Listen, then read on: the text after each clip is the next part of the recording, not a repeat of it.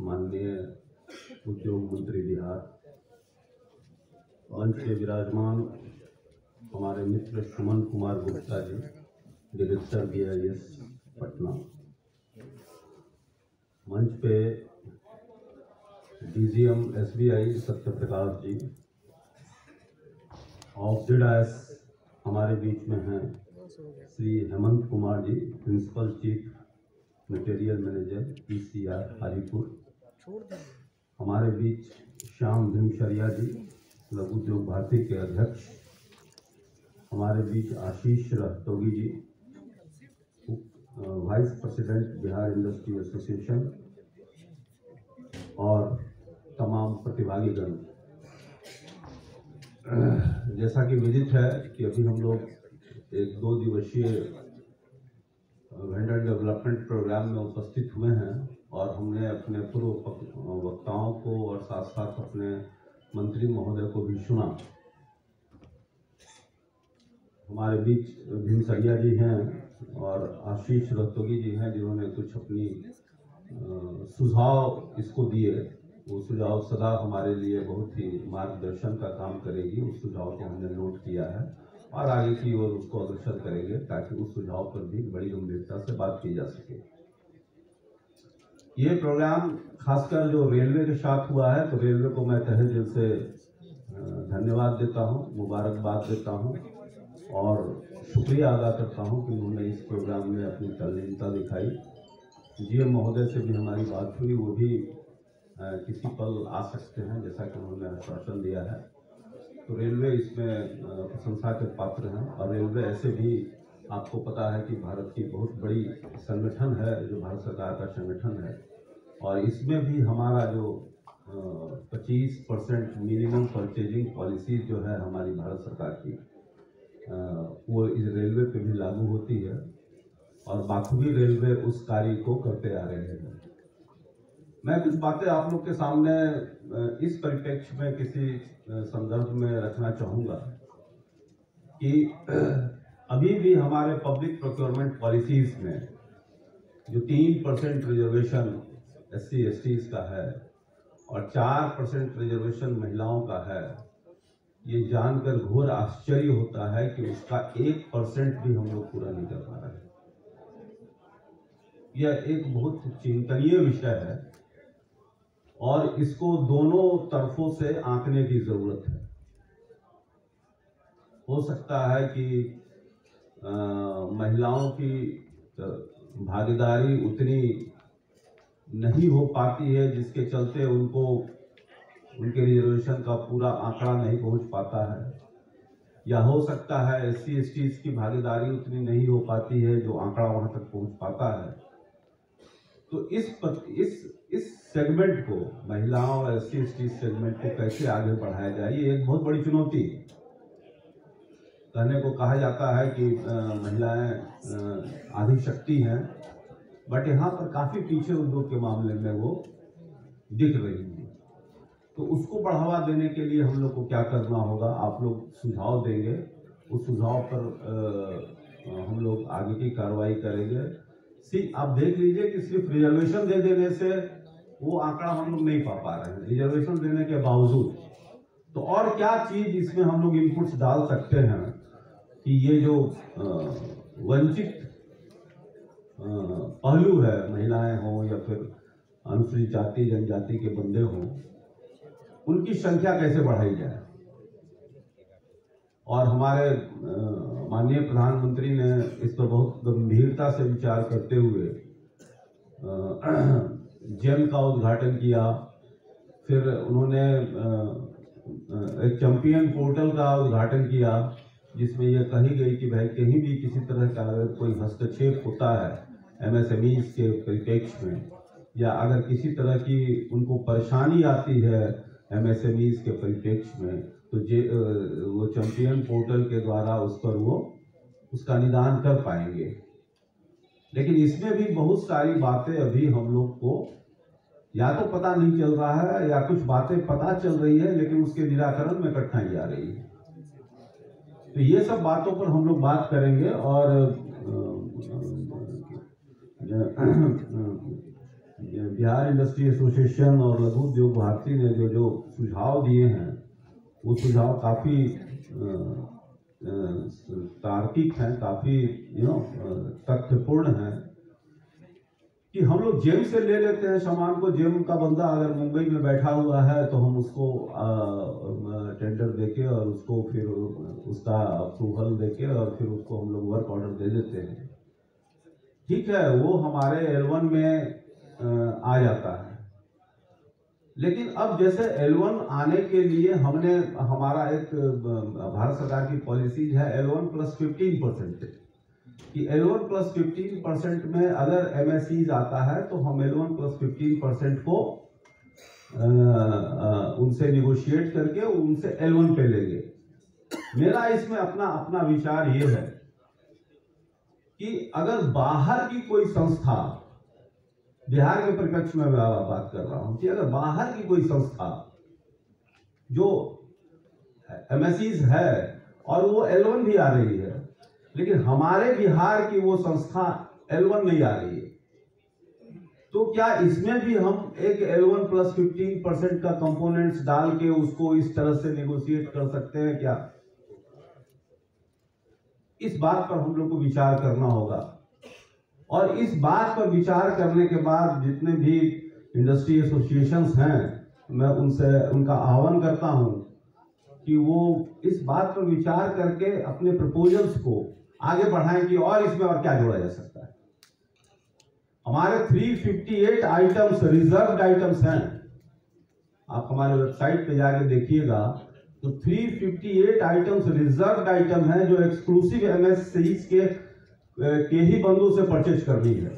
उसमें बहुत छोटे छोटे आइटम्स हैं, झाड़ू है, फिनाइल है और भी बहुत सारे आइटम्स हैं।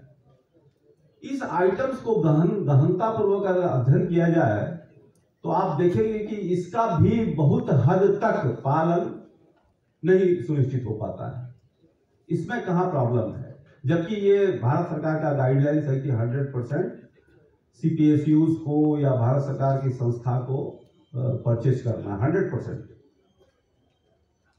और इसमें तो और ज्यादा प्रॉब्लम तब आ जाती है जब हम उसके एक्सपोर्ट का क्वांटिटी का गणना करते हैं। जितने भी हमारे 358 आइटम्स रिजर्व है तो वो कहीं पता ही नहीं चलता है कि वो एक्सपोर्ट भी कर रहे हैं, जबकि वो रिजर्व आइटम है। तो ये सब बहुत ऐसी चीजें हैं जिस पर हमें, बिहार की जो धरती है ना, उसका ब्रेन चाइल्ड बहुत उर्वरा होता है, बहुत फर्टाइल होता है। हम अपने अनुभव को और अपने बुद्धि को साथ लेकर अगर आगे बढ़े तो बहुत सारी ऐसी पॉलिसीज बन के सामने आएगी जो हमारे प्रॉब्लम्स को एड्रेस कर सकेगी, जो हमारे प्रॉब्लम्स को दूर कर सकेगी। और इसीलिए इस प्रोग्राम का आयोजन इनडायरेक्ट वे में उसके लिए भी किया गया है। महज ये नहीं कि हमने रेलवे को या NTPC को या इंडियन ऑयल को बुला के उनके प्रोडक्ट को हमने डिस्प्ले किया और उसके आइटम को आइडेंटिफाई करके हम अपने MSMEs को प्रोवोक करके बोल रहे हैं कि वह बनाइए और आप बिहार में आप बेचिए। ठीक है, ये हमारा मुख्य लक्ष्य है, लेकिन साथ में हमारा ये भी लक्ष्य है और हमारी ये भी मंशा है कि हम और इसमें क्या जोड़ सकते हैं। 358 आइटम्स के अलावा और क्या जोड़ा जा सकता है। जैसा कि भीमचरिया साहब ने बताया कि भाई बिहार में परचेजिंग में बिहारी प्रोडक्ट को प्राथमिकता दी जाए, तो इसके तहत और हम क्या जोड़े जा सकते हैं नियमानुकूल। ये बात तय है कि कोई भी सरकार, चाहे वो बिहार सरकार हो चाहे वो केंद्र सरकार हो, वो घाटे का बिजनेस नहीं करेगी अगर वो L2 से ये मान के नहीं लेंगे कि आप MSE है तो हम L2 से ले लेंगे। वो नहीं होने का है। अब देखना है कि L2 को हम L1 के दायरे में किस तरह से लाए, एक परिप्रेक्ष्य के तहत। ये एक चिंता की विषय है और इसमें अगर चिंतन में हम कोई निष्कर्ष पर पहुंचते हैं तो इसको लागू करने में ज्यादा दिक्कत नहीं होगी, क्योंकि सरकार को इसमें घाटा है नहीं। प्रोडक्ट उनको उस क्वालिटी की मिल जाती है, टर्म्स एंड कंडीशंस उस क्वालिटी के मिल जाते हैं, जिसके तहत उनको, सरकार को बिल्कुल फायदा होता है, घाटा नहीं होता है और लोकल प्रमोटर्स को इसमें फायदा मिलता है। तो इस तरह की जो बातें हैं, इस तरह की बातें को हम लोग को यहाँ टटोलना होगा। और इस टटोलने के क्रम में हम यही चाहेंगे कि इंडस्ट्री एसोसिएशंस वाले हैं रेलवे के वरिष्ठतम पदाधिकारी हैं, इसमें हम लोग आपस में एक इंटरेक्ट करके बैठे हैं। जैसा कि BIA के उपाध्यक्ष महोदय ने बताया कि एक मैंने एक समूह का गठन किया जाए।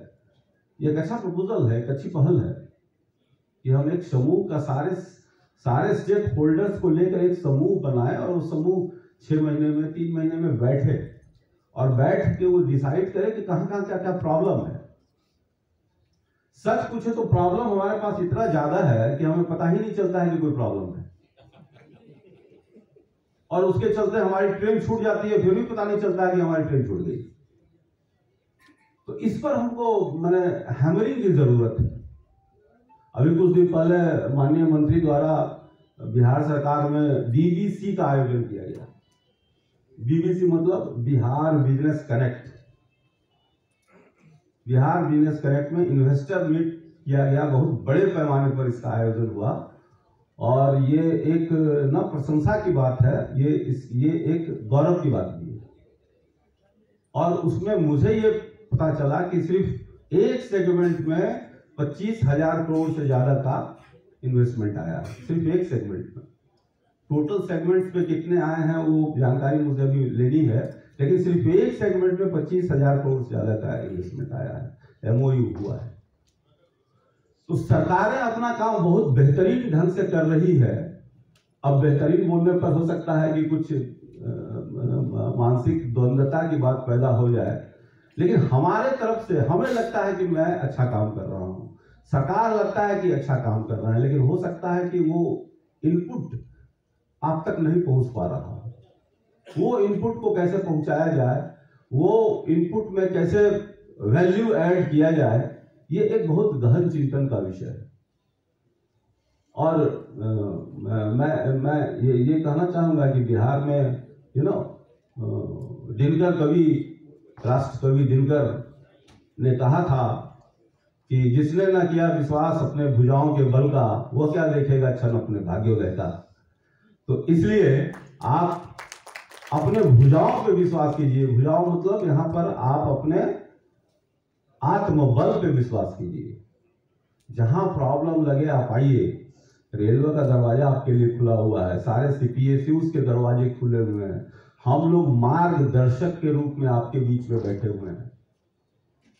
अगर प्रॉब्लम आता है तो ये हमारे लिए बहुत अच्छी बात है कि हम उस प्रॉब्लम के निराकरण के लिए हाथ पैर मारते हैं, और उस प्रॉब्लम को कहीं भी हम ये नहीं समझते हैं कि ये हमारा अवहेलना हो रहा है या हमारी जगहसाई हो रही है। ये कभी नहीं समझते हम समझते हैं कि ये प्रॉब्लम है तो इसको कैसे एड्रेस किया जाए।